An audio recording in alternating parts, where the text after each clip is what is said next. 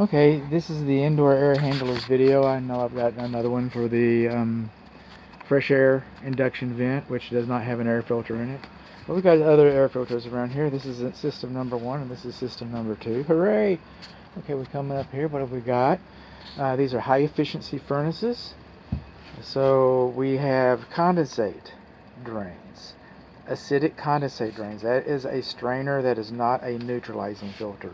This is taking acidic water into your sewer pipes.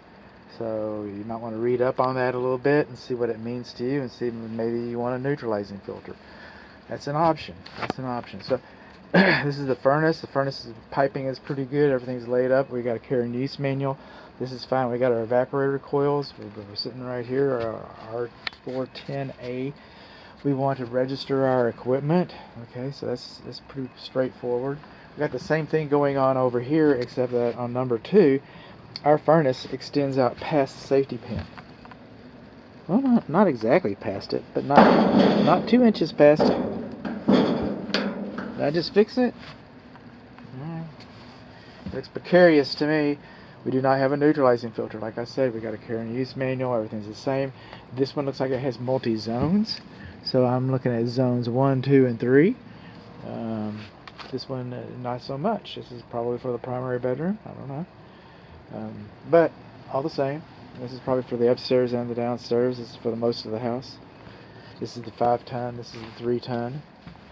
And then so we come along here with our evaporator coils. On all of our evaporator coils, we've got shallow P-traps.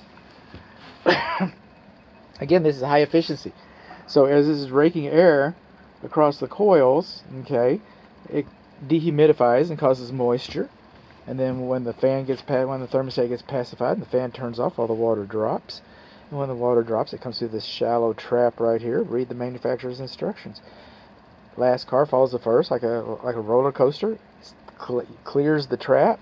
Now you've got an open pathway for pathogens and sewer stuff to come up here and migrate up here and hang out in your coils. When it turns on, you're not going to smell it because it's going to be so diluted, but it's still, that's a sewer pipe right there, and that's a shallow P-trap, and that's why most manufacturers don't want you to have shallow P-traps. So we got the same on both cases. And then we're coming on along, these are our air filters. Both of them are 20 by 25. And these suitcase buckles. You want new air filters. This is your fresh air induction vent, and it does not have an air filter in it. 12 by 12. These are 20 by 25. You see how this door's, you think attic air is going to get in there and you just put it all around the house? I do. That's what I think. So you want to start off with new filters. At least have filters. Alright, so that way you got a good starting point. Same thing goes on over here. Now our air duct. Okay, flexible air duct. I'm going to find problems with it, there's no doubt. One thing that I'm finding is you see this nylon webbing. Alright, see how it's curling up like the elastic on a cheap pair of underwear? This cuts into your air duct. There's supposed to be saddles underneath these. There's supposed to be saddles underneath those. That's what they're supposed to be. Coming on along. So it's just the kinking. And then your air duct, okay, I knew I could find something. Just keep going, bud. Alright. Just checking things out. But there's supposed to be space between the air duct. This air duct's not supposed to be touching each other. This will sweat when you're cooling.